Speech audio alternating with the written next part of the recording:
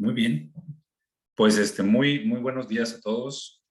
En lo que están incorporándose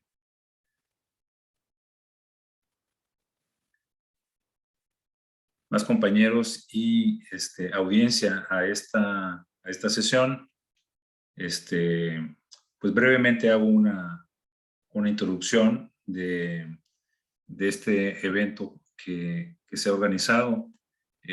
Justo hemos estado comentando pues, la importancia de este insumo que es el gas natural y del entorno que ha hecho que se estén elevando los precios de gas natural y que más pues tiene con cierta preocupación a la industria. Obviamente no es el único insumo que está aumentando de precio y estamos en un entorno inflacionario, podríamos decir, eh, crítico para procesos o sectores en donde pues, esto obviamente está impactando en el poder adquisitivo pues, de todos los agentes económicos. Y en función de esto, en conjunto con Luxem Energía, pues se ha organizado este webinar sobre perspectivas del mercado del gas natural en México. Y bueno, creo que Luxem es una empresa socio nuestro del Clúster Energético de Nuevo León, en donde creo que nos va a dar una perspectiva muy interesante. Y también consideramos que, sin duda, pues este incremento en precio pues va a tener repercusiones en otros mercados energéticos. Creo que estamos en una coyuntura ideal para entender un poco más de lo que está ocurriendo. Y bueno, sería sumamente importante que en esta sesión podamos enriquecerla más con sus comentarios, preguntas y ver hacia dónde va todo esto, ¿no? Entonces creo que los invitamos a que las preguntas nos las puedan compartir a través del chat. Y obviamente, si alguien desea pedir la palabra, nada más que nos lo indique. Y bueno, creo que lo interesante de este tipo de sesiones es lograr esa interacción. Entonces, bueno, sin más preámbulo y ya aprovechando que el grupo ya está conformándose, pues quiero darles la bienvenida a este webinar de perspectivas del mercado del gas natural en México. En esta ocasión pues, nos acompaña Alberto Alfaro y me voy a permitir pues leer su semblanza. Alberto es responsable de la originación de gas natural en Luxem Energía. Es licenciado en Actuaría por la Universidad Nacional Autónoma de México y cuenta con una maestría en Administración Energética por la Universidad de las Américas en Puebla. Alberto lleva más de 10 años dentro del sector energético. Previo a integrarse a Luxem, ocupó los cargos de Senior Business Developer en terminal de LNG de Altamira, gerente comercial de Enestas, LNG Supply Manager en MexGas Supply, empresa filial de Pemex, y fue Head Trader en Naturgy. Le doy la bienvenida a Alberto Alfaro. Alberto, pues muchas gracias por acompañarnos y bueno, pues ahora sí que entramos de lleno al tema. La intención, y le comento a nuestra audiencia, es tener esta presentación original. Probablemente eso nos va a llevar hacia unos 40 minutos. Posterior a eso abrimos el tema a preguntas y contribuciones de nuestra audiencia. Alberto, bienvenido y bienvenidos a toda la audiencia. En nombre, obviamente, del ingeniero César Cadena, presidente del Clúster Energético de Nuevo León, pues le damos la más cordial bienvenida e iniciamos nuestra presentación. Bienvenido, Alberto. Muchas gracias. Buenos días a todos. Gracias por su tiempo y gracias al Clúster por la invitación. Creo que esto va a dar buenos resultados y sobre todo abrir un canal de comunicación como sector, ¿no? Estamos en el mismo barco todos y es importante compartir las perspectivas, la información, las estrategias para que nos vaya bien en este entorno, ¿no? Complejo, como ya lo mencionaba. La siguiente, por favor. Brevemente les cuento quién es Luxem. Luxem es una empresa que comercializa gas y electricidad en México.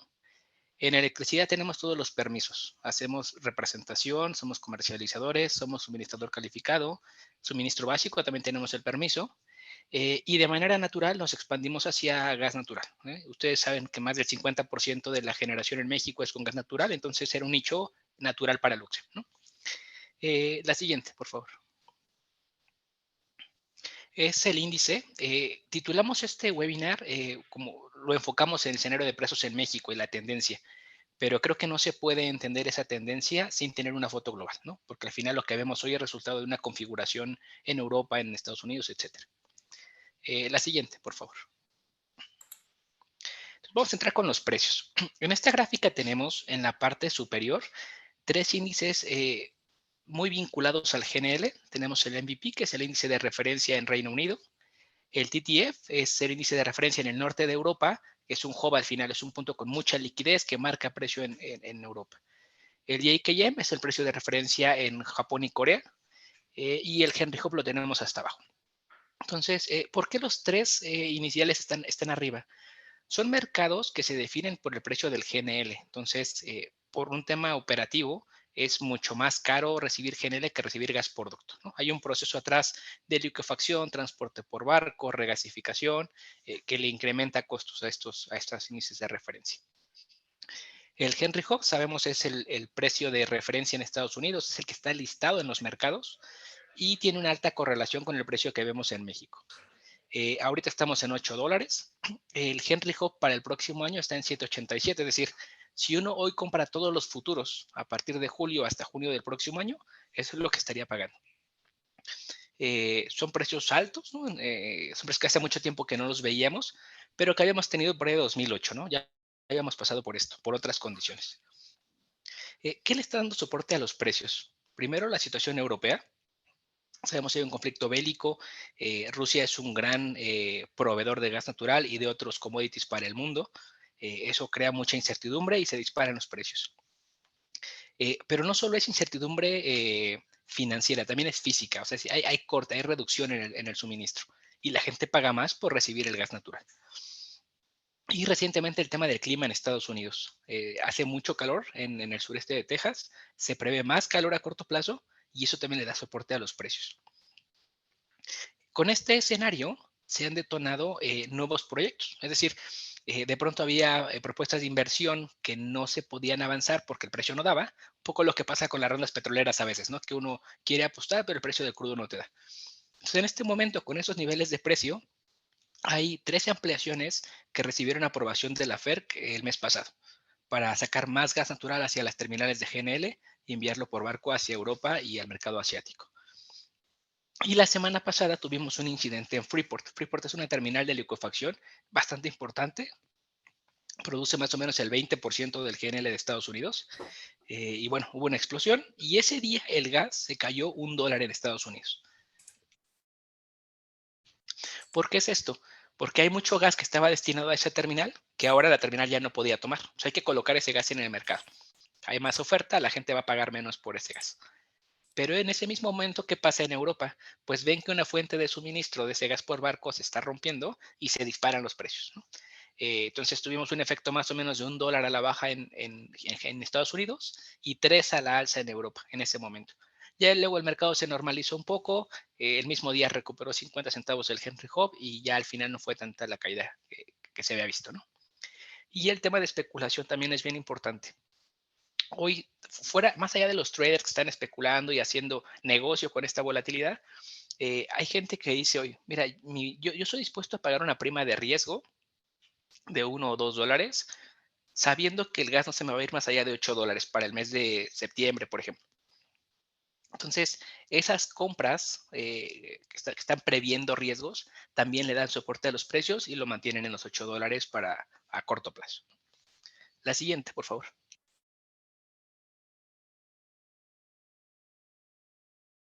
Entonces, este escenario ha inducido una reestructura a corto, mediano y largo plazo. En corto plazo vimos un fenómeno que tiene mucho impacto mediático, pero creo que tiene poco impacto en el panorama global. que es que Estonia, Letonia y Lituania dejaron de importar gas ruso. Entonces, eso como titular suena muy bien, ¿no? Es gente que encontró su autosuficiencia y ya no le van a comprar a Rusia. Sin embargo, hubo todo un trabajo atrás de eso. O sea, no es que de febrero para acá lo lograron, sino ya habían trabajado mucho en la producción local, en diversificar fuentes, en interconectarse, y entonces en un par de meses lograron desconectarse de esa fuente de suministro. Eso es algo que Alemania o el resto de Europa no pueden hacer, ¿no? Hay mucho trabajo atrás para hacer una cosa de estas. Hay un plan serio a corto mediano plazo que se ha llamado reenergizar la Unión Europea. Un objetivo que ponen ellos es reducir en 2/3 las importaciones de gas ruso durante 2022. O sea, durante este año quieren lograr ese nivel de recorte a esas importaciones. Y por dar un orden de magnitud, actualmente, bueno, hace 2 meses importaban 40% de su consumo. Entonces es un esfuerzo muy fuerte que trae la Unión Europea. Y no solo es que se les ocurra, ¿no? No solo es que pongan el objetivo y vamos a ver cómo lo logramos. Tienen bien claros 3 drivers. El primero es eficiencia energética. Siempre hemos dicho, la energía más barata es la que no consumes. Entonces están apostando mucho por la eficiencia energética. El segundo son las renovables, que ya venían muy fuerte en Europa, tuvieron algunos problemas ahí en España por el tema financiero y tal, pero bueno, lo están reestructurando y le van a dar mucho impulso. Y por último, buscar nuevos proveedores, ¿no? De gas y crudo. A mediano plazo se está trabajando ya en acuerdos entre Estados Unidos y Qatar para suministrar a Europa GNL, ¿no? A mediano o largo plazo. Se hablaba ahí del 2040, o sea, ese proyecto tiene un alcance a 2040, 2050, es decir, es un proyecto grande, ¿no? Están viéndolo de manera seria. Alguien que también levantó la mano fue España. España tiene 37% de la capacidad de regasificación de Europa. Es un país con muchas terminales para recibir barcos y tiene mucha interconexión con el resto de países. Entonces dice, oye, yo soy un hub natural, ¿no? Y un poquito ahí España está viendo cómo aprovecha esta posición, cómo genera valor para Europa. Creemos que va a ser un actor relevante, ¿no? Su sistema de transporte local, digamos, que había funcionado como local, pues se va a volver esto, como un hub para el resto de Europa. Y este mismo plan que dice dejar de depender de la energía de Rusia en 2030. Entonces, para 2022, reducir 2/3 del consumo de gas ruso y para 2030 dejar de depender de la energía rusa. Bueno, es un plan bastante ambicioso, pero cuando uno ve la redacción, ¿no? Y los planteamientos que se hacen, creo que sí es un planteamiento serio, es un planteamiento bien razonado y que tiene fundamentales adecuados, ¿no? Creíbles. La siguiente, por favor. Y bueno, algo que nos está pasando ahora es que todo el mundo está mirando Estados Unidos, GNL y Europa, ¿no? Pero está el mercado asiático, que hasta el año pasado todo el mundo miraba el mercado asiático para ver el precio, ¿no? Entonces, ¿qué está pasando en Asia? A partir del año pasado, China se convierte en el mayor importador de GNL en el mundo.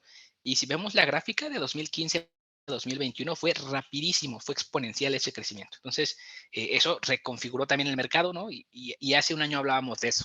Pero bueno, ahora mismo la condición es otra.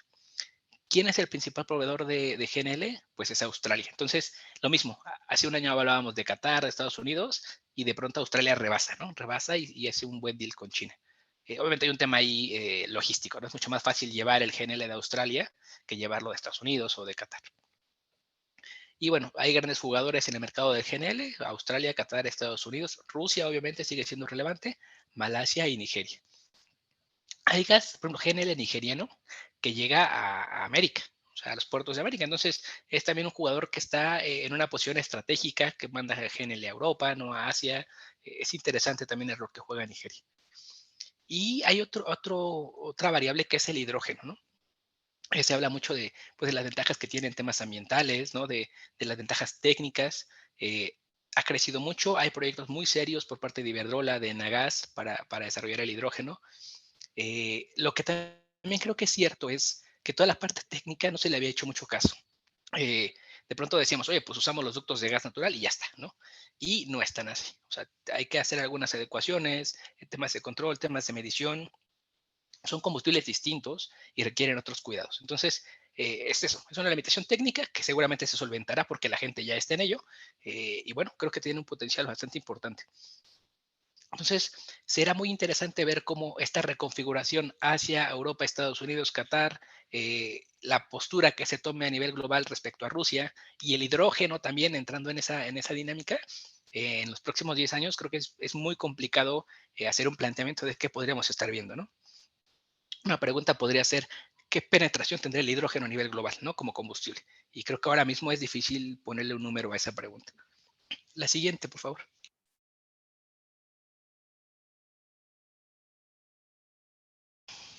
Dicho esto, ¿qué estamos viendo en México? Bueno, en México seguimos el precio de Estados Unidos porque el 75% del gas natural mexicano que se consume en México, perdón, viene de Estados Unidos. La gráfica que vemos en la parte superior izquierda es el índice de precios que publica la CRE. ¿Cómo se construye? Es básicamente un promedio ponderado de información que proporcionan ciertos comercializadores. Entonces, en la parte de abajo vemos que hay alrededor de 30 comercializadores activos en el mercado, es decir, es un mercado estable, ¿no? La gente que está participando está pensando en el mediano o largo plazo, no son empresas que vinieron a ver qué pasaba, ¿no? Es empresas que llegaron a México, están invirtiendo y están tomándose esto con seriedad. Entonces, estos comercializadores reportan transacciones y con esa información se genera el índice que vemos en la parte superior. Hasta marzo o abril teníamos precios de arribita de $5. Evidentemente esto se va a ir ajustando, ¿no? Conforme se vaya viendo la información ya de mayo con los datos del Henry Hub, del Houston Ship Channel, veremos ahí una actualización. Pero de entrada creo que este inicio de referencia representa de manera bastante clara lo que está pasando en el país. Un ejemplo de esto es el pico que vemos en febrero del 2021, que es cuando tuvimos aquella tormenta invernal, y el gas a nivel, digamos, promedio, con promedio ponderado, estaba en $20, ¿no? Eso refleja la escasez que había en ese momento y la situación que pasamos. Y bueno, algo que ustedes seguramente saben, no solamente tenemos el Henry Hub, tenemos el Houston Ship Channel, que se ocupa mucho en la parte del este en el país y en el centro, Oaxaca, que se ocupa un poquito más en el centro, y la cuenca de Permian del centro hacia el occidente, ¿no? Hay también índices hacia California y tal, pero la lógica es un poco la misma. O sea, si el gas que vas a consumir viene de California, pues usas el índice de California, ¿no? Para tomar tu referencia en México. La siguiente, por favor. Entonces, hasta ahora hemos hablado de precios, ¿no? De la molécula, del precio del commodity y un poquito de la logística. Pero en México ha pasado algo que creo que es muy relevante desde el mes pasado, que es la actualización de los términos y condiciones de Cenagas. Entonces, hay muchos sistemas de transporte que no están incorporados a Cenagas, sobre todo en la parte del occidente, pero creo que la mayoría del consumo, ¿no? y de los usuarios y tal están en sistemas conectados a Cenagas. Dicho eso, ¿qué plantean estos nuevos términos y condiciones? Lo primero es que se mantiene la modalidad firme e interrumpible, es decir, uno puede reservar capacidad y tener la prelación máxima en el sistema de transporte, o ir en interrumpible, tener un contrato, poder hacer nominaciones, pero con el riesgo mayor de que te corten, ¿no? Estacionamiento y préstamo, ya eso era algo que pedía mucho la industria, ya se había platicado con Senagas y tal, y es básicamente que si un día me sobra gas, yo lo puedo dejar en el ducto empacado, y si un día ocupo gas, pues tomarlo, ¿no? Si esto es técnicamente posible. Contraflujo y swaps. De pronto a lo mejor tengo yo una posición de gas, tengo gas en un punto y lo ocupo en otro lado y quiero intercambiar las posiciones o en papel, digamos, de manera comercial, simular un contraflujo, como si el gas fuera en dirección opuesta a cómo fluye en realidad. Todo eso lo está planteando los términos y condiciones. Creo que es una señal bastante positiva, ¿no? Es darle un poquito de liquidez al mercado, darle más herramientas a los participantes. Agregación de trayectos es un poco lo mismo. Hay clientes que a lo mejor tienen una ruta desde el punto de inyección hasta el centro y otro cliente tiene o el mismo cliente puede tener la ruta del centro hacia el sureste y él dice, oye, pues yo quiero sumar todo este trayecto para llevar el gas desde mi punto original de inyección hasta donde lo necesito. Presiones de recepción o entrega como condiciones especiales. Hay grandes industriales o los que generan electricidad que no pueden operar con 2 kilos de presión o con 7 kilos de presión. Había una forma de hacerlo con Cenagas, ¿no? Que era un acuerdo de inversión y tal. Lo que hacen en términos y condiciones es poner un poquito más de orden, ¿no? Y a esto lo llama como condiciones especiales. Sabemos que eso se rige por reglas de la CRE como no discriminación y cosas por el estilo, pero bueno, también es una buena señal, ¿no? Que se sigue poniendo orden en esos aspectos técnicos. Y hay dos temas importantes, el desbalance de programación y el desbalance de gas. Ya habíamos vivido en los últimos 2 años unos temas ahí de desbalance y que nos llegaban unas facturas y tal, ¿no? Y de pronto como que no estaba muy claro qué regla aplicar o qué podía hacer uno para compensarlo. Y ahora estos términos y condiciones pues lo reescriben, ¿no? Dicen, hay un desbalance de programación que es la diferencia entre lo programado y lo asignado. Es decir, uno puede nominar una cosa pero me confirman otra. Bueno, pues ahí te voy a dar una tolerancia del 5% y debes de mantenerlo bajo control. Y desbalance de gas, diferencia entre inyectado y extraído. Entonces, que lo que consumas en Monterrey, por ejemplo, en Ciudad de México, en Guadalajara, se parezca mucho a lo que inyectas en el punto de inyección, en, no sé, Nuevo Laredo, perdón, en la frontera, en Nuevo Laredo, en Ramones, ¿no? O en el sureste, lo mismo, con una tolerancia del 5%. Hay que mantener bajo control esa diferencia. Y estos desbalances nos permiten compensarlos en efectivo o en especie. Pues aquí viene mucho un tema de gestión de riesgos.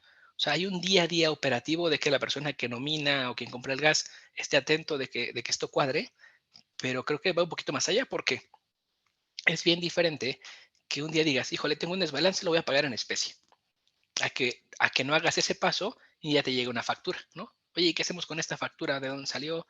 No, es como un escenario distinto. Entonces, creo que lo que nos requiere todo este entorno que hemos platicado hasta ahora es eso, una gestión de riesgos de manera global, ¿no? No solamente la nominación, no solamente el precio, no solamente la factura, sino verlo de manera global y hacer eso, un plan integral, ¿no? De gestión de riesgos. La siguiente, por favor.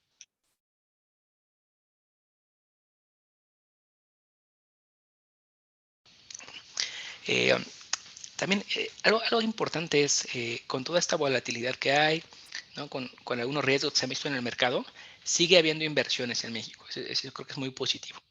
Entonces vamos a platicar de 4 proyectos que hay en México, que creo que son proyectos grandes, que es importante que estén desarrollando. El primero es el corredor transísmico. Para este proyecto, el presidente creo que lo retomó ayer o anteayer, ¿no? Y anunció que iba marchando. Pero esto nació el año pasado, en agosto de 2021. Lo que hace CFE es pedir manifestaciones de interés para el proyecto, que se divide en 3 fases. La primera fase es un ducto de 500 millones de pies cúbicos que va de Veracruz a Oaxaca. Entonces, ahí lo que dice CFE es, señores privados, propónganme la mejor solución o el esquema que creen que sea más adecuado para CFE. Puede ser un EPC, puede ser un ducto de transporte con un permiso, etcétera, ¿no? Da ahí unos ejemplos de lo que uno podría proponer. La segunda fase es que una empresa ponga una planta de liquefacción en una unidad flotante en el puerto de Salina Cruz. Ya hubo hace algunos años un planteamiento de usar una unidad flotante, pero no era para licuar, sino era para recibir GNL, esto en el puerto de Pajaritos. Entonces, tiene una ventaja las terminales flotantes, que es que se arman muy rápido, o sea, traes el barco y ya puedes operar, versus una terminal en tierra, ¿no? Que hay que construir, los permisos y todo eso. Entonces, aquí lo mismo, se invita a los privados a hacer un planteamiento, a hacer una oferta. Y la tercera parte de este concurso era la adecuación y administración para el área del puerto que va a ocupar la terminal flotante. Es como una API, digamos, una API. Aquí estaba bien interesante el criterio de decisión, porque el factor con el que se elegía el ganador para la tercera fase era el porcentaje de participación que se concediera al Estado. Entonces alguien decía, oye, yo pongo todos los elementos para construir esta administración portuaria y le cedo al Estado 60% de esa sociedad, digamos, ¿no? Y alguien ponía el 70, etcétera. Entonces ese porcentaje era el que definía el ganador. El siguiente proyecto que queremos platicar es el de Mexico Pacific Limited. Esta es una planta de liquefacción que ya está muy avanzada en Puerto Libertad, Sonora. Y bueno, ellos platican de algunas ventajas importantes. La primera es, tienen acceso a gas de Permian y San Juan. Hay mucho gas ahí, gas barato. Hay capacidad de transporte ociosa. El ducto ya está y no se está utilizando. Y un poquito en el esquema de la conversación del año pasado, cuando todo el mundo pensaba en el mercado asiático, bueno, pues esta terminal, dado que está en el Pacífico, puede llegar mucho más fácil a los mercados asiáticos, ¿no? Se evita dar la vuelta del canal de Panamá, que tienen que dar todas las terminales del Golfo de México. La siguiente, por favor. Tenemos también Energía Costa Azul. Energía Costa Azul es una terminal que actualmente recibe barcos, es operada por Sempra, pero lo mismo, la configuración del mercado ahora mismo no requiere ese servicio, ¿no? O sea, no hace falta que llegue un barco a inyectar gas hacia California. Entonces, lo que hace Sempra es, oye, lo voy a convertir. Y un poquito con la misma lógica de México Pacific, ¿no? Tengo acceso a gas del occidente de Estados Unidos, tengo el mercado asiático muy cerca, tengo una ventaja competitiva evidente, y ya. Entonces empiezan a trabajar ya tienen el EPC, por ejemplo, asignado, tienen contratos ya con Total y Mitsui para que compren este GNL, y tienen los permisos. Los permisos que ya tiene Energía Costa Azul incluyen el de exportar gas desde Estados Unidos hacia el exterior, el de reexportar desde México Y ese de reexportar además les permite que sea países que sean parte o no sean parte del TLC. Entonces creo que en temas de permisos están bastante avanzados. Esto les da mucha flexibilidad en el mercado global. Y nada, pues eso es lo que sigan avanzando. Y lo último es una convocatoria que hizo CFE para brindar el servicio de gas por ducto en Baja California. Baja California está aislado en temas de gas y electricidad. Entonces, hizo un trazado, digamos, CFE con las plantas que tiene actualmente instaladas, que seguramente muchas requerirán una conversión. Y con ese trazado, pues pide el servicio, ¿no? A ver, esto va en dos fases. La primera fase es hasta 2024 y se entregan ciertos puntos de entrega, los más cercanos. En 2028 debes entregar el resto de puntos de entrega conectados al ducto y los proveedores del servicio pueden tomar el gas en Sázabe, en Guaymas o en El Paso, en Estados Unidos. Entonces, habrá propuestas de ese tipo. Alguien que dice, oye, yo soy más competitivo si hago un trazado desde Guaymas hasta la ruta que me pones, que incluye Rosarito, Tijuana, Ensenada. Y habrá otro que diga, oye, no, a mí me conviene conectarme en El Paso y suministro a los mismos puntos, ¿no? Y al final pues habrá un criterio económico y se asignará el proyecto. Este proyecto es por 600 millones de pies cúbicos día, que es bastante gas. Y bueno, esto va a detonar seguramente un crecimiento en la zona importante, ¿no? La siguiente, por favor.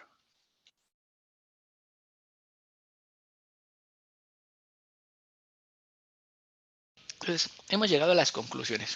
Yo creo que al final el mercado global con GNL, producto del crudo y tal, y el mercado mexicano, pues comparten el tema de la volatilidad, ¿no? Hay mucha volatilidad ahora. El tema de cómo marca tu destino, digámoslo así, las conexiones que tienes, tus fuentes de suministro. Entonces, ya lo decíamos, si el 75% del gas de México viene de Estados Unidos, tu precio es básicamente el de Estados Unidos más el costo de transporte, ¿no? Eso te marca ya tu operación, te marca tu precio.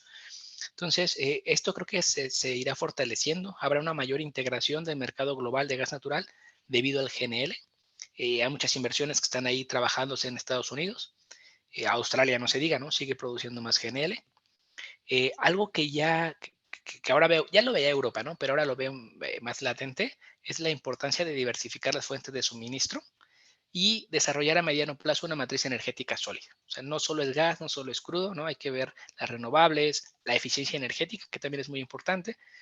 Europa lo que hace un poquito es, y a lo mejor era el impulso de todos, ¿no? En cuanto empezó el tema de Rusia y Ucrania, fue cómprale a otro, ¿no? Es lo que hace uno de manera natural. Pero luego lo pienso un poquito Europa y dije, a ver, no, o sea, yo no quiero salir de un problema para meterme en otro, ¿no? No es comprarle mucho a uno para comprarle mucho a otro, es cómo hago que esto ya no me pase, ¿no? Entonces es un planteamiento un poquito más complejo y era lo que ya les platicábamos de reenergizar la Unión Europea.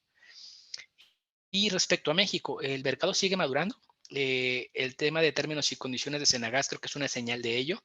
Se sigue poniendo orden, se sigue dando liquidez al mercado, herramientas a los participantes.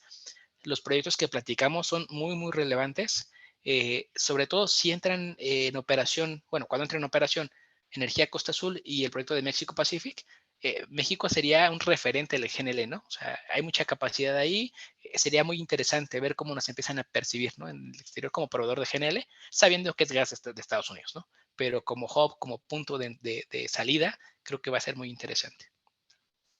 Y nada más, era lo que les queríamos, lo que teníamos preparado. Y bueno, si quieren iniciamos con la ronda de comentarios, de preguntas.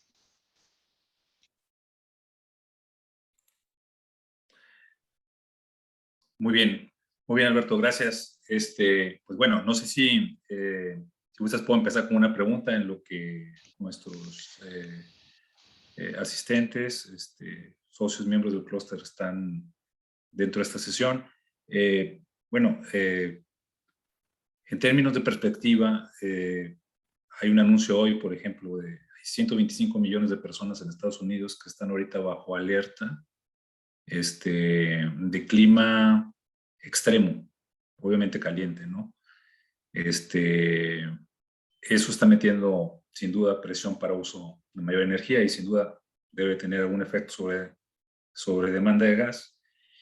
Y lo que parecía, no sé, un verano, bueno, siempre han sido calurosos, pero al final pareciera que en la medida que pasa el tiempo en el año y no hay una solución al conflicto en Europa, quizá nos estamos acercando a un escenario en donde las condiciones de demanda van a ir creciendo y probablemente las presiones de precio puedan ser mayores. No sé, esto que te estoy comentando, ¿qué opinión te merece en términos de perspectivas para los próximos meses, ¿no? No, está claro. Sí, el tema climático más bien, tenemos el ejemplo extremo en febrero del año pasado, ¿no? Tuvimos un evento climático, ayer era frío, y vimos lo que pasa cuando se llega a esos niveles de desviación, digamos, ¿no? En temas de clima. Hoy mismo las proyecciones son eso, mucho calor en el sureste de Texas. Es una zona muy complicada. Sabemos que ERCOT está ahora como en alerta, digamos, ¿no? Prevén demandas pico de electricidad, están viendo qué hacen. Hace unas semanas había quien decía, es que ya solo el carbón nos puede salvar, ¿no? O sea, si necesitas un combustible para el sector eléctrico, pues quema carbón porque gas no hay o está muy caro. Hay regiones que tienen esa flexibilidad, ¿no? De dejar un poquito el gas, tomar el carbón y ya. O sea, hay una frase que también es importante recordar que es el mercado todo lo descuenta. O sea, cuando vemos la curva de futuros, esa curva ya refleja todo esto que estamos platicando. Porque los traders ya dijeron, oye, ¿cómo está el clima? ¿Cómo está el crudo? ¿Cómo está la inflación? ¿Cómo es el tipo de cambio? Bueno, con esas condiciones yo oferto $8, ¿no? Entonces, con toda la información que tenemos hoy, la curva de futuros ya lo refleja, ya descuenta esas condiciones. Lo que hay que estar atentos es cómo varía eso, ¿no? O sea, si sale una noticia, no sé, ojalá y no, pero que ver otra explosión o etcétera, ver qué pasa con la curva de futuros. Si se mueve muy poquito es, oye, el mercado ya lo preveía, ¿no? Ya lo tenía un poquito en sus cálculos. Hay otro tema que no hemos platicado, es el tema de los inventarios en Estados Unidos. Están ahora en mínimos de 5 años y esa sí es una señal, le da soporte a los precios a largo plazo, porque eso no se corrige rápido. Tomará, no sé, 8 meses, al menos un año en restablecer un poquito los inventarios. Y mientras eso no pase, hay soporte a mediano, corto plazo. Ya. Bueno, haciendo un paréntesis, nada más mencionar a todos los miembros y a todos los asistentes que nos acompañan también, compañeros de los medios.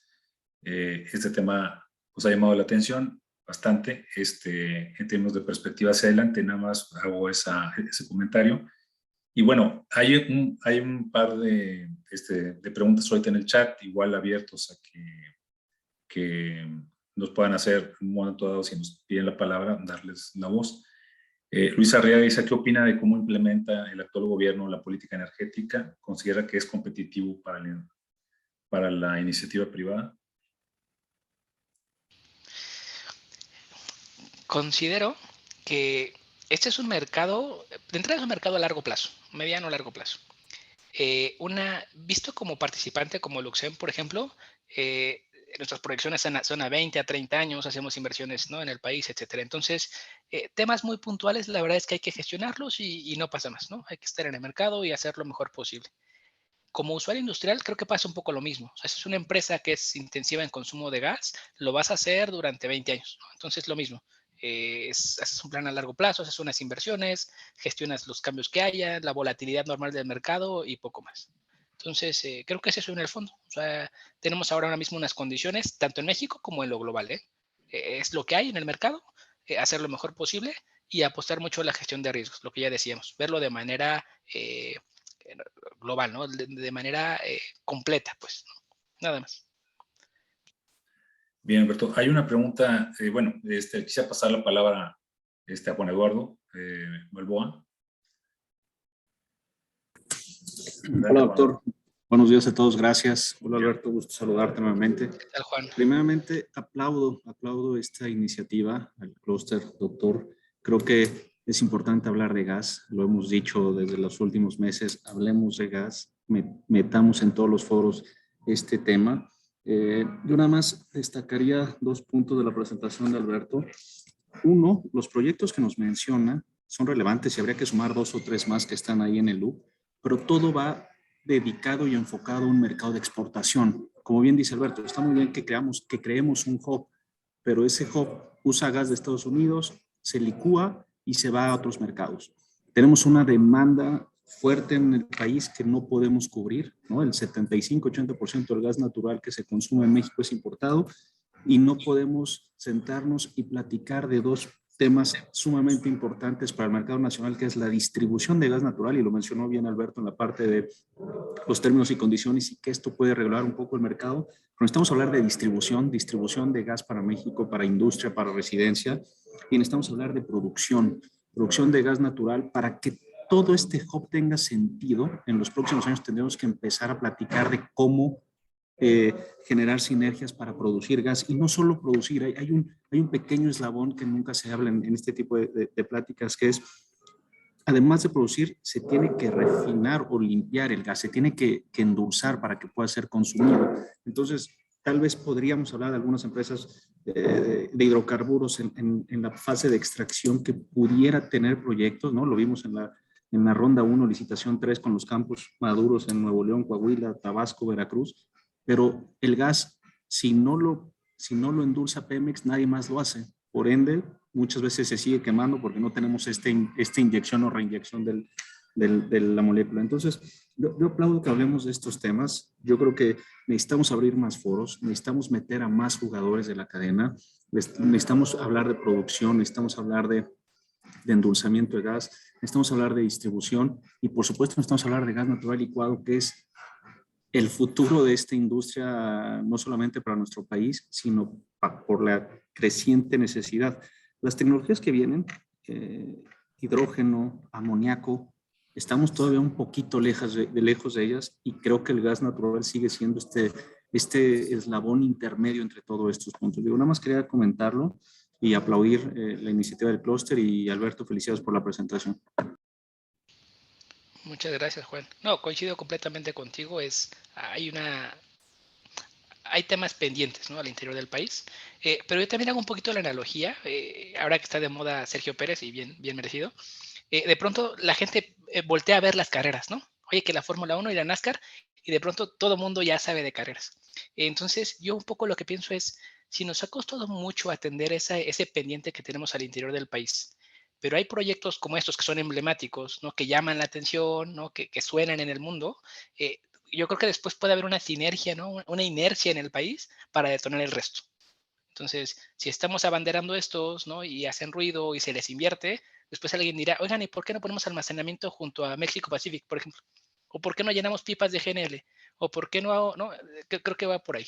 Coincido contigo, hay un tema pendiente, pero que haya proyectos grandes que se vean afuera es muy buena señal, ¿no?, y le da inercia al país.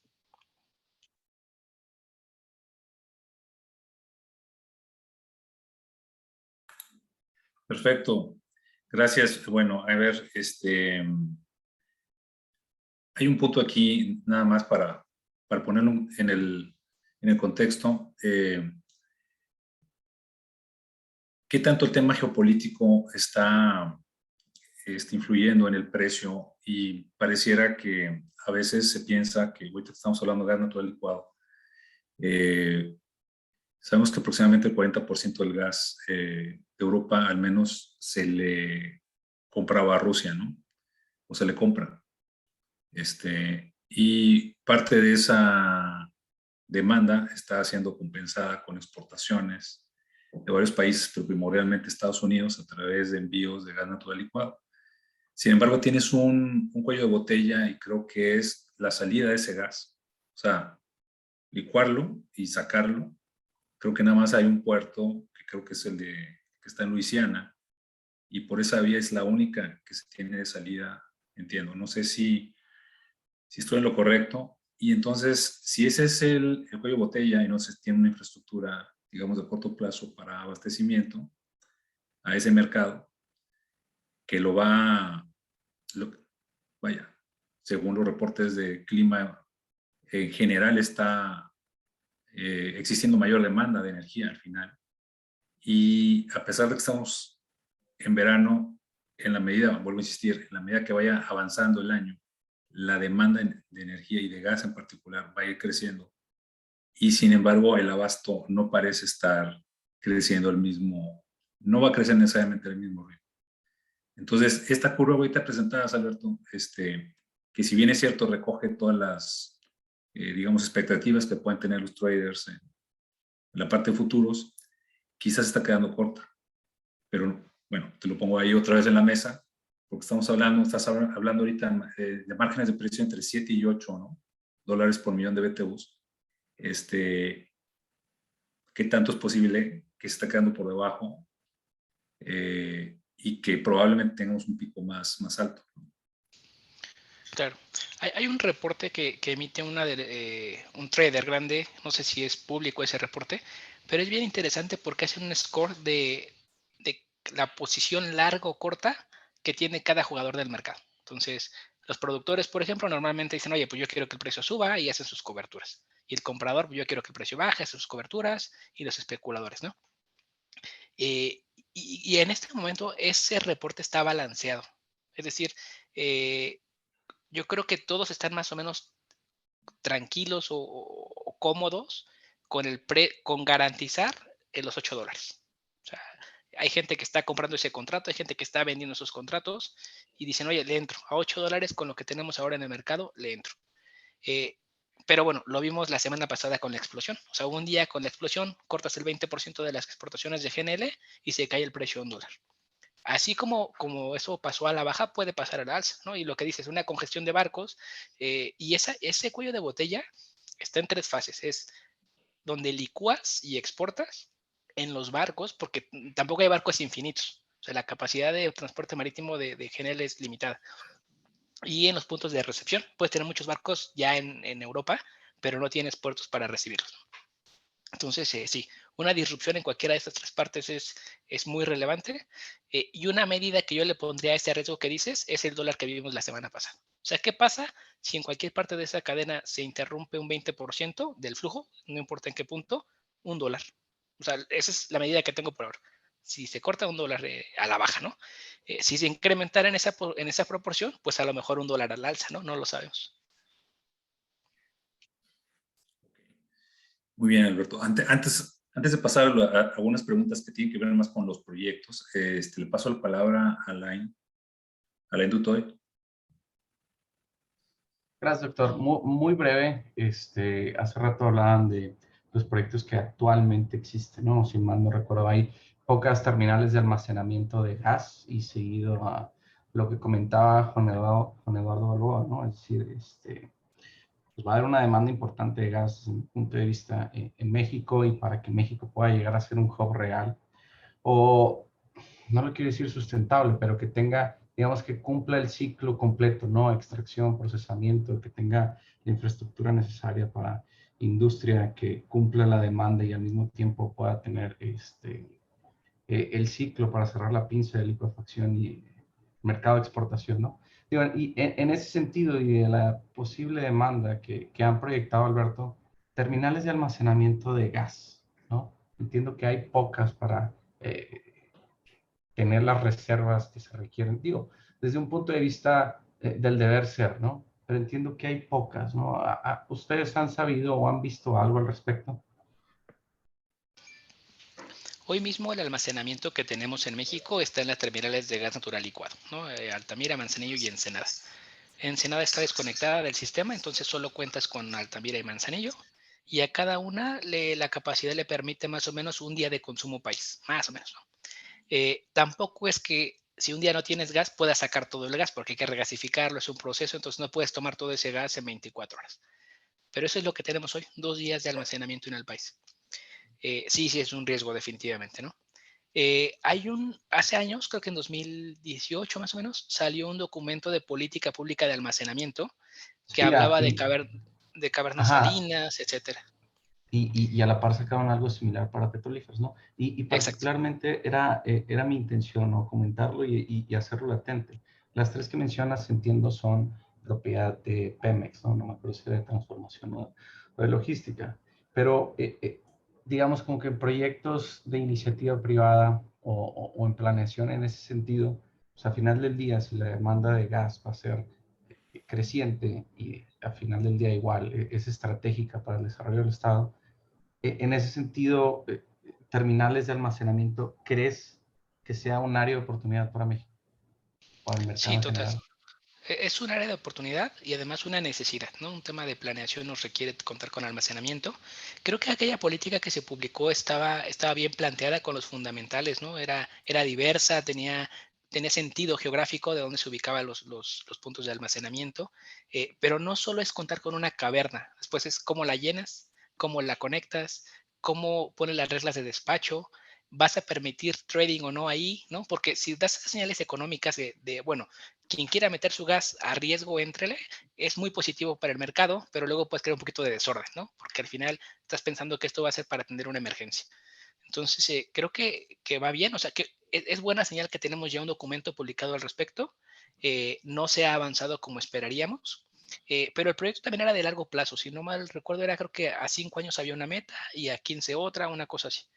Entonces, sí, yo esperaría que en próximos, a corto plazo se retomara ese proyecto. Sí creo que hay mucho interés de los privados. Cuando se publicó, se demostró, ¿no?, que había gente interesada en invertir, en participar, en toda la parte que les cuento. O sea, había alguien que dijo, oye, yo pongo la caverna, y otro dijo, yo pongo el gas, y yo pongo el ducto para conectarlo. Entonces, creo que eso va a pasar, ¿no? No sé si en un par de años, pero creo que eso va a pasar. Muy bien, Alberto. Pues hay una pregunta, voy a pasarte unas preguntas que vienen en el chat sobre los proyectos. Dice Pedro Torres, dice, por lo que veo no se ha pensado en aprovechar las fuentes de gas natural en México. ¿Nos puede pasar lo mismo que la Unión Europea con Rusia en el caso de la dependencia de Estados Unidos e ir más allá como la Unión Europea, ¿cierto? Creo que algo ya habéis comentado, pero no sé si quieres comentar algo, Alberto. No, yo creo que hay muchos estudios de un rango de donde está uno seguro o tiene certidumbre de suministro en función de cómo se concentran las fuentes de proveeduría. Entonces, evidentemente, el 75% de México rebasa ese límite seguro, ¿no? Es un valor al que habría que ponerle atención. Por otro lado, tienes las terminales de GNL, que en una emergencia, como lo vimos en febrero, funcionaron muy bien. O sea, en un día estábamos recibiendo ya los barcos para solventar el tema del corte del gas. Cada vez hay más conexiones, que eso también es importante desde el punto de vista operativo. Si falla un ducto, lo metes por otro. La respuesta al final es sí, pero ya sea por ducto o por barco viene de Estados Unidos, ¿no? Viéndolo un poquito más amplio, el tema político. Hay posturas distintas. Una es, oye, somos amigos, somos vecinos, no nos debería pasar lo que le pasó a Rusia con Europa, porque además somos de filosofías distintas, ¿no? Hay a veces además un tema eso como filosófico, como de razas, ¿no? Entonces, acá hay una integración distinta. Eso como que desdeñan un poco ese riesgo. Tenemos los tratados, ¿no? Pero bueno, con todo y tratado, ¿se acuerdan que en Texas dijeron, oye, no va a salir el gas, ¿no?, en febrero del año pasado? Entonces, sí, hay un riesgo ahí. El tema de la producción nacional, creo que también se ha venido platicando, ¿no? Hay algunas inversiones por ahí, se está proyectando. Eh, la limitante o algo que detiene un poco esos proyectos es si tienes acceso a gas muy barato, no visto a nivel global. En estos hay gas muy barato. Y hay empresas que son muy eficientes produciéndolo. Justificar un proyecto de inversión en México, que no sea un tema de seguridad nacional, sino un tema meramente económico. Eres una empresa que va a poner dinero. Cuando lo comparas, te conviene hacerlo allá, ¿no? O sea, el modelo que tenemos ahora es muy eficiente económicamente. Cuando teníamos gas a $3, era bien complicado que alguien invirtiera en México a explorar, a producir, a conectarse, etcétera. Entonces, al final se necesita eso, un proyecto a largo plazo que apueste esto, ¿no?, a reducir la incertidumbre que tenemos como país. Nada más. Bien, Alberto, hay una pregunta de Lucero Ortiz, dice, ¿los proyectos planteados son a través de Pemex? ¿Por qué en alguno vi que necesitan embarcaciones, pero en el Golfo de México de empresas mexicanas hay una gran cantidad de embarcaciones que no pueden utilizarse directo por contrato, porque la ley de Pemex limita las embarcaciones mayores a 10 años, cuando la vida útil de los barcos es mucho más, si lo tienes con sus respectivos diques? Entonces, ahora estamos tratando de colocarlos en otros sectores, pero con barcos utilitarios y algunos especializados para el sector oil and gas. No sé si tengas alguna opinión. Sí. De los 4 proyectos, creo que el primero era el de Salina Cruz, que ese lo está dando CFE al 100. O sea, ahí hasta donde sea no está participando Pemex. El tema de las embarcaciones, habría que ver nada más qué uso tienen ahora, porque un metanero más bien, los metaneros son barcos muy específicos, son barcos muy grandes, el tema de muelles y todo eso es, muy complejo. No cualquier muelle sirve para un metanero, por ejemplo. Y de pronto entre los metaneros incluso tienen solamente algunos muelles específicos. Es tanto el peso que cargan, la fuerza que hacen respecto al muelle, que tiene ahí su complejidad. Entonces, ese está con CFE. México Pacific es una empresa privada. Yo creo que van a usar capacidades CFE porque es quien tiene la capacidad en esa región, pero el proyecto va a riesgo privado. El de Ensenada es propiedad de Sempra, la terminal, aunque tal vez la capacidad la tenga CFE, eso no estoy seguro. Pero bueno, la propiedad es de Sempra. Y el cuarto era... ¿Cuál era el cuarto? No recuerdo ahora.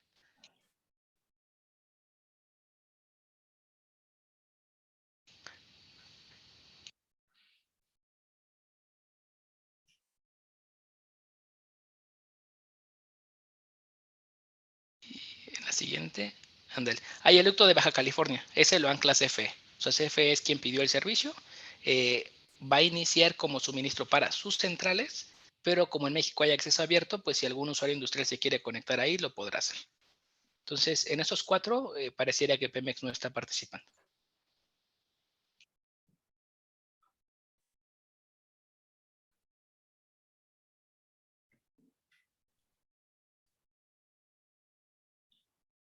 Muy bien. ¿Sí tienes audio, Alberto? Sí, ahí lo escucho.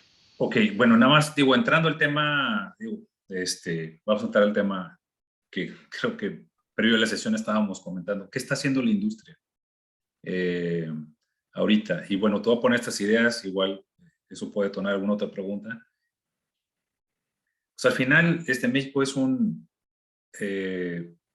las cadenas productivas de manufactura están claramente integradas con Estados Unidos y muchas de estas cadenas de manufactura utilizan intensivamente gas o utilizan de manera importante gas. Entonces, suena difícil que ese abasto de gas se pueda dejar de tener, ¿no? Porque hay una conveniencia, digamos que comercialmente mutua. Y bueno, habrá que reconocer que tenemos el gas más barato ahorita, ¿no? Digo, si lo comparamos con Asia y lo comparamos con Europa, tenemos un gas barato relativo a estas otras regiones.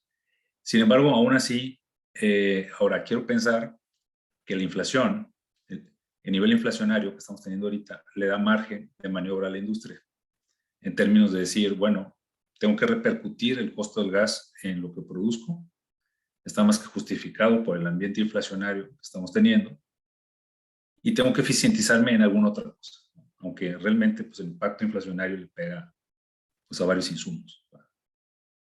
No sé si esa es la situación real, ¿no? De la industria, y ahí lo dejaría un poco abierto a la mesa, porque sé que aquí hay en nuestro auditorio pues, varios miembros de la industria, ¿no? Que están enfrentando esta realidad, pero no sé si este escenario que te estoy dando es real, tan real que puedas diversificar, o vaya, que puedas repercutir el aumento en el costo del gas sobre precios de productos, y jugar con el margen que te da el aumento inflacionario, el nivel inflacionario que tienes actualmente. No sé si ese es el entorno en el que nos encontramos. No sé si alguien de la industria nos puede pues ayudar un poco, ¿no? ¿O cuál es tu opinión, Alberto?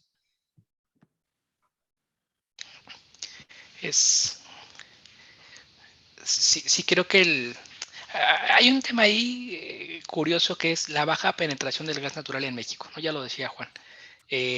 Tanto en el sector industrial como en el doméstico es un tema de acceso al combustible, ¿no? Entonces, al final, yo no sé si eso en algunas regiones nos salva, ¿no? De decir, oye, pues yo no tenía gas, ¿no? Quisiera tener gas, pero no lo tengo, entonces estoy en otro entorno. Que es un mal consuelo, ¿eh? Pero, porque debe ser otro el escenario. Pero creo que en el mix podría pasar mucho eso, ¿no? O sea, gente que no consume gas dice, oye, pues a mí eso no me afecta porque no consumo gas. Los que sí estamos en ello, a lo mejor es como lo planteas, o sea, creo que en el global seguimos teniendo precio muy barato, eso te permite una competitividad a nivel global, ¿no? el principal mercado de México es Estados Unidos, entonces la gente que exporta, probablemente mucho se vaya a Estados Unidos y compite con precios que se ven igual de afectados por el tema del gas. Y ya, ¿no? Es eso, un entorno de precios altos, como lo mencionas.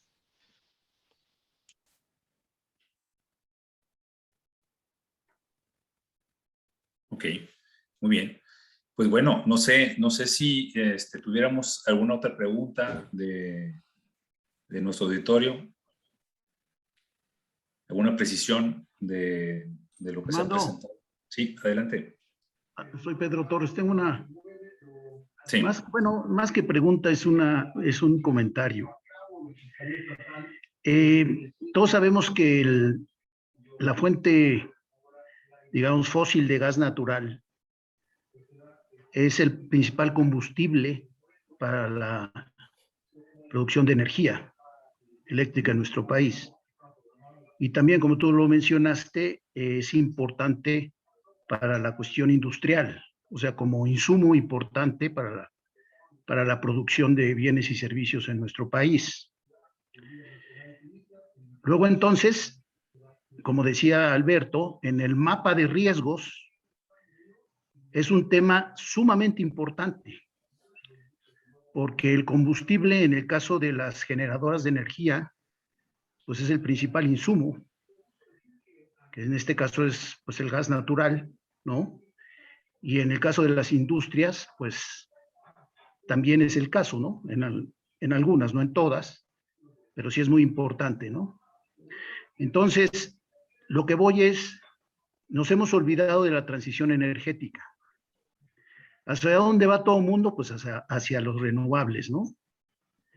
Y estoy hablando todo el mundo en el sentido de que cada vez hay más exigencias por parte de los distintos gobiernos a nivel global en cuanto a intercambio de mercancías y en cuanto inclusive a los términos, a los financiamientos del famoso cero carbon, ¿no? Y el famoso tax carbon o cero carbon o net zero carbon, ¿no?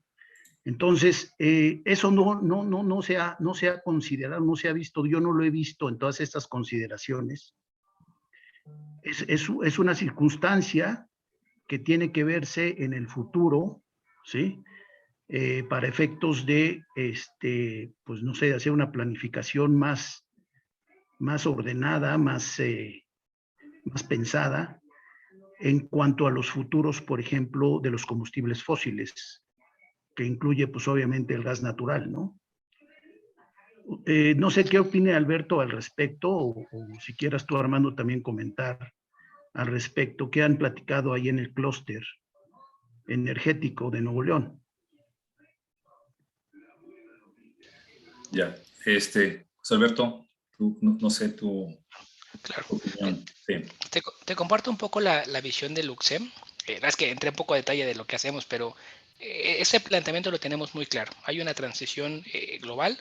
En México eso va a pasar, pero se da de manera ordenada y tomará su tiempo. O sea, eso no va a ser el próximo año, eso está claro. Requieres tecnología, inversión, conexiones, incluso un tema idiosincrático, ¿no? A nivel país. Y por eso es que Luxem funciona como lo hace. Tenemos la línea de negocio de gas, que creemos que es un combustible de transición, ¿no? Eso está claro. Dejas el combustible, dejas el carbón, y así ha pasado en todas las economías. O sea, siempre hay una fase para el gas. El gas es el combustible que hace ese switch de combustibles más pesados hacia las renovables. Entonces, eso va a pasar. En México no lo hemos vivido tan intenso por esta falta de acceso al gas. Pero bueno, conforme haya más gas, viviremos esa etapa de no sé qué duración tenga de consumo de gas intensivo, y a la par irán las renovables fortaleciéndose. Entonces, coincido, hay una transición, la transición va a suceder, pero debe ser de manera ordenada y tomará su tiempo. ¿No? Nada más. Y bueno, en Luxem, por ejemplo, traemos, además, o sea, en la parte de electricidad, ofrecemos cells, ofrecemos IREX, o sea, somos muy conscientes de esa transición, ¿no? Y de ningún modo creemos que haya una amenaza al promover IREX con el gas natural, ¿no? ¿Por qué no? Porque son productos distintos, porque no todas las empresas están listas para tomarlos. Hoy habrá una empresa que requiere gas y digo, oye, aquí está el gas. Una empresa que diga, oye, yo ocupo Air-Rex porque ya hice mi transición y mi planta en Japón me pide no sé qué, pues aquí están los Air-Rex. Entonces, es eso. Hay que verlo de manera integral. Cada quien vivir su proceso. Además, cada industria es distinta. O sea, hay industrias que no pueden dejar el gas de pronto, aunque quisieran, ¿eh? Entonces, vivámoslo así. O sea, creo que es una época bien interesante esta de la transición. Va a haber muchos beneficios, va a haber muchas inversiones. Y creo que no va a haber un punto en el que digamos, ya no queremos gas. Iríamos diciendo, quiero más gas, llegaremos a un pico y ahora quiero menos gas, quiero menos gas, quiero menos gas, ¿no? Pero será así, de manera gradual. Gracias, Alberto. Y bueno, nada más dando mi opinión en ese sentido, bueno, entonces todos los estudios prospectivos hablan que al menos al 2040, incluso hasta 2050, sigue predominando al menos en un 50% los hidrocarburos. Entonces, estoy de acuerdo con esto, de que va a ser un proceso gradual. La tendencia, sin duda, va a ser hacia energías renovables, pero todavía falta. Entonces, sin duda, este sector tiene que seguir recibiendo inversiones. Y bueno, las respuestas al cambio climático no las va a poder dar solamente las energías renovables. Entonces, todo el sector de hidrocarburos tiene vida fácil para las próximas 2 décadas sin problema. O sea, entonces, pero bueno, queda claro que la dirección es hacia pues, energías más limpias, ¿no? Creo que tenemos perfecto. Aquí hay un comentario de Eduardo, dice, los factores claves para la transición energética, avance tecnológico, actividad política, la naturaleza del combustible de transición, es correcto. Y creo que había una participación pendiente de José María. Gracias, Aro.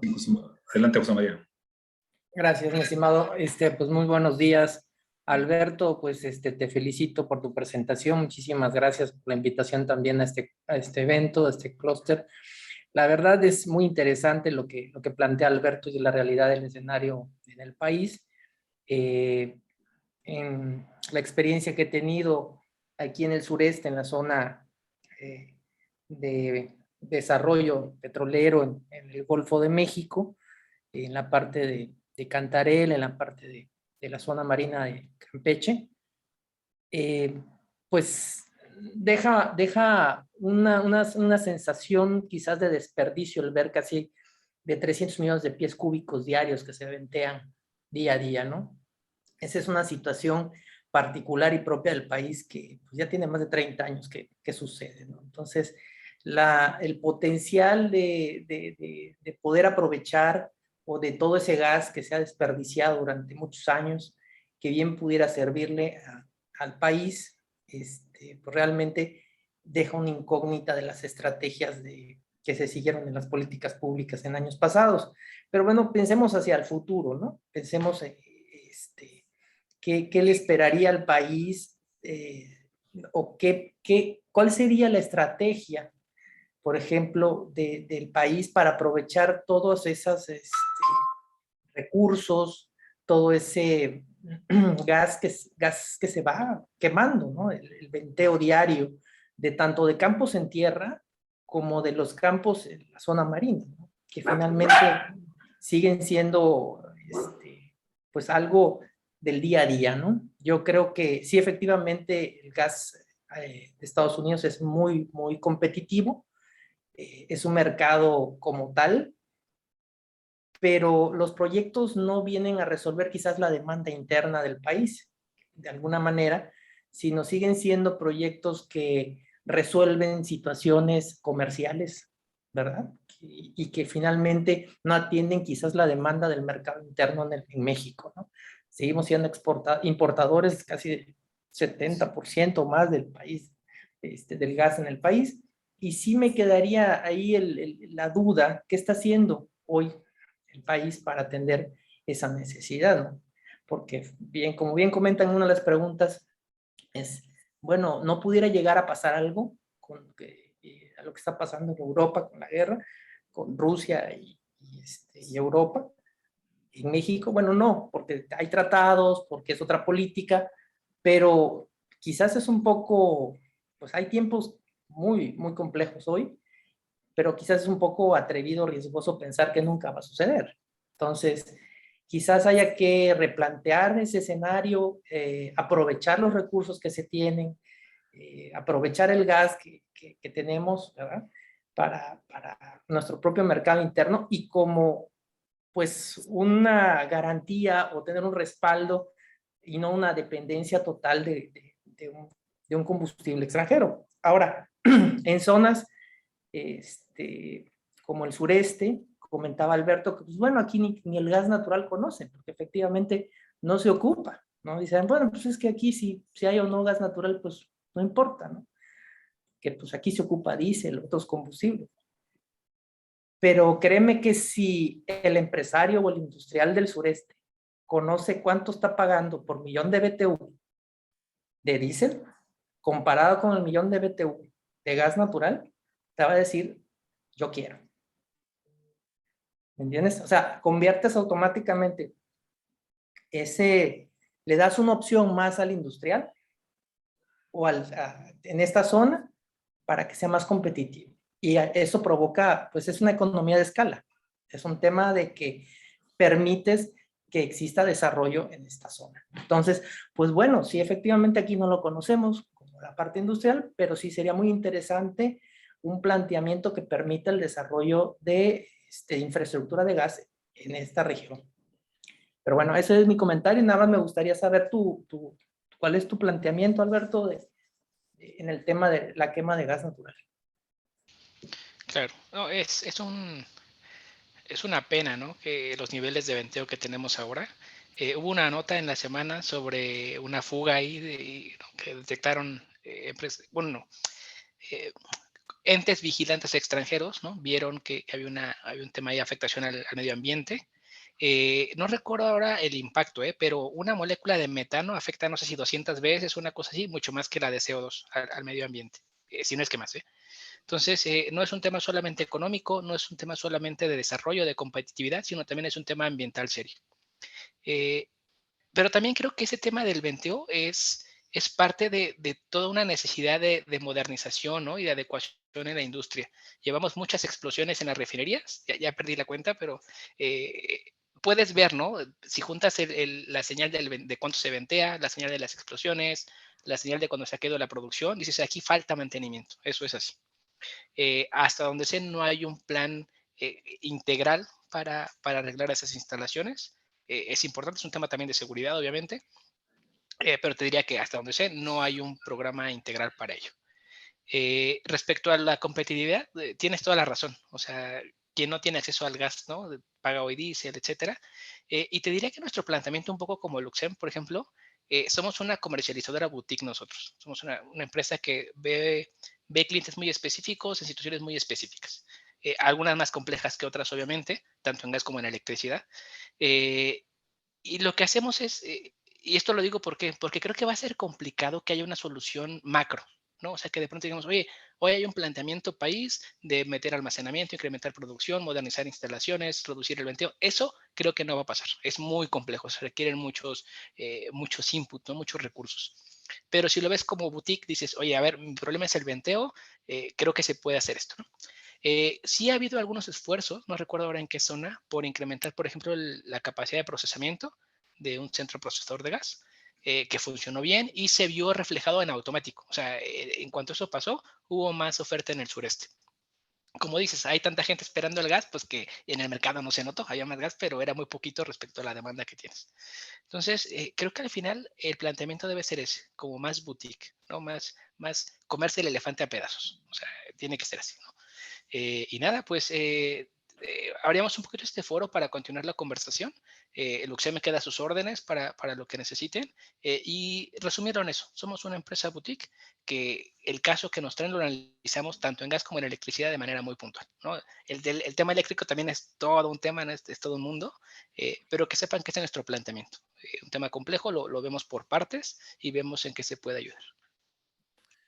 Perfecto, Alberto. Pues ahora sí que ya nos seguimos un poco del tiempo. Te agradecemos muchísimo esta sesión. Alberto, y pues esperemos próximamente tener alguna otra sesión dándole seguimiento a la coyuntura de lo que está pasando con gas y con otros temas de energía. Y bueno, pues muchas gracias. Gracias, Alberto. Y bueno, pues muchas gracias a todos, a toda la audiencia que nos acompañó el día de hoy. Y bueno, pues seguiremos al tanto de estos temas y con gusto nos vamos comunicando para informarles de próximos eventos del Clúster Energético Nuevo. Muchas gracias a todos. Hasta luego, gracias. Luego, gracias. Hasta luego. Luego.